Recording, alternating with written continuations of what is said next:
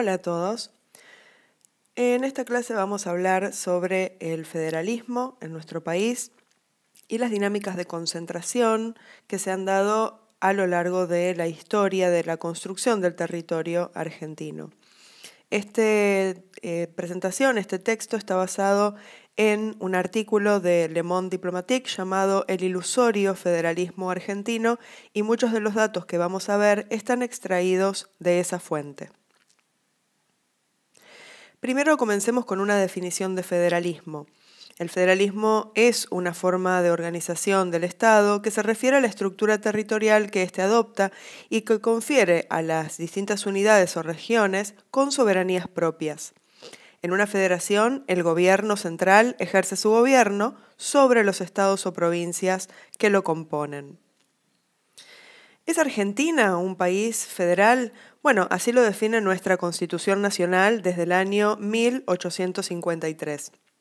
Recordemos que previamente nuestro país tuvo muchas luchas internas para definir justamente cuál sería esa forma de gobierno, si unitaria o federal, y que luego de la Constitución Nacional se establece esta forma de gobierno representativa, republicana y federal. Representativa porque los ciudadanos argentinos a través del voto pueden elegir a sus gobernantes. Republicana porque existe una división de poderes clásica, poder ejecutivo, legislativo y judicial, que se controlan mutuamente y ejercen poderes federales, provinciales y municipales. Federal porque las provincias, como mencionamos antes, son autónomas, poseen sus propias constituciones, alineadas por supuesto a la Constitución Nacional, y gobiernos provinciales, delegando en el gobierno nacional o el gobierno central cuestiones relacionadas a la política de desarrollo interna, la defensa del territorio y las relaciones internacionales. ¿Qué ventajas ofrece este sistema en la teoría?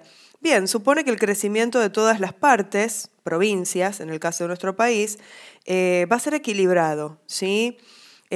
Todos los que componen la federación deberían tener un crecimiento equilibrado para que no exista fuerte contraste interno y que haya regiones que concentren demasiada riqueza mientras que otras se empobrecen, o que haya desarrollo científico y tecnológico en una región mientras que en otras no. Brinda también la posibilidad de preservar las identidades culturales, que es algo muy importante cuando se tiene un territorio tan extenso y tan diverso en ese sentido. Ofrece la diversidad de recursos naturales, económicos, humanos y tecnológicos de diferentes regiones, lo cual es una gran ventaja cuando se vive en un país como el nuestro, que tiene tanta diversidad de paisajes, posibilidades desde lo natural. Aumenta y facilita las oportunidades de participación de todos los habitantes del territorio y por sobre todo posibilita la cooperación de las provincias en el diseño de las políticas públicas y su control. Ahora bien, ¿qué pasa cuando contrastamos el federalismo, la definición de federalismo, sus ventajas, con la macrocefalia, este proceso geopolítico que se utiliza para describir la desproporcionada concentración de poder económico, político, en una ciudad o en una región, ¿sí? Repasemos la definición entonces de macrocefalia. En geopolítica, este término se utiliza para describir un fenómeno geográfico, el desproporcionado crecimiento de una ciudad o región respecto del resto del territorio. Ese crecimiento no es solo en tamaño o expansión territorial, también implica una gran concentración de poder político y económico.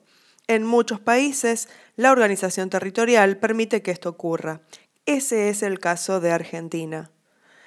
¿Desde cuándo? Bueno, vamos a hacer una breve recapitulación de esta historia de concentración del poder que arranca allá en 1778, cuando Buenos Aires se consagra como capital del Virreinato del Río de la Plata, y a partir de allí su puerto y su aduana comienzan a ser centrales en la organización del Virreinato primero, Pero luego, con la declaración de la independencia argentina entre 1810 y 1820, se constituye también como un importante centro político, porque estuvo allí situado en el Cabildo de Buenos Aires el primer gobierno patrio, y desde ahí se empezaron a tomar muchas decisiones que impactaban después en las provincias del interior.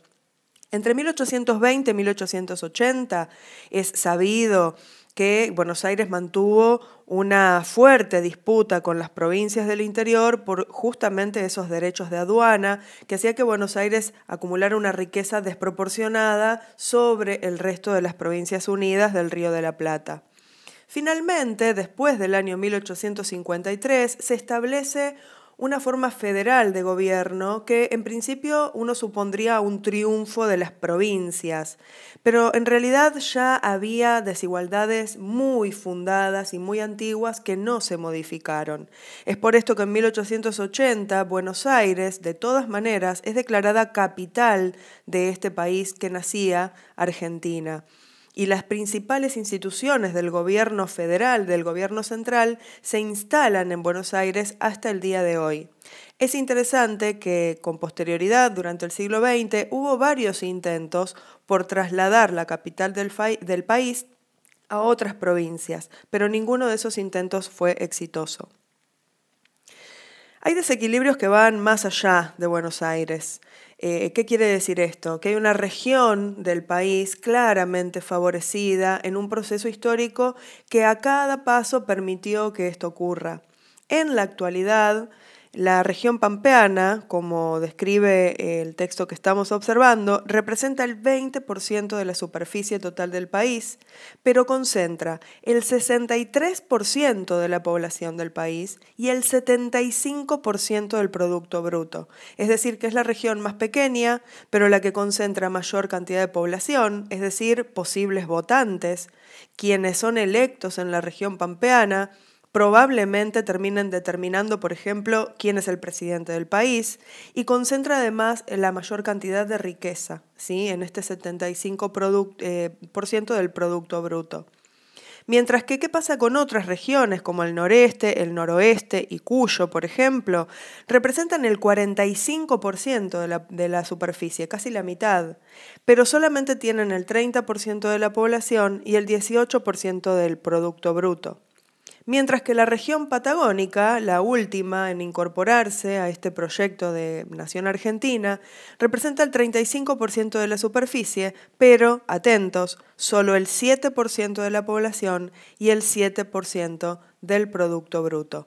Estos desequilibrios entonces se manifiestan territorialmente y hacen que, como bien decía el título de nuestra presentación, el federalismo en Argentina sea algo ilusorio.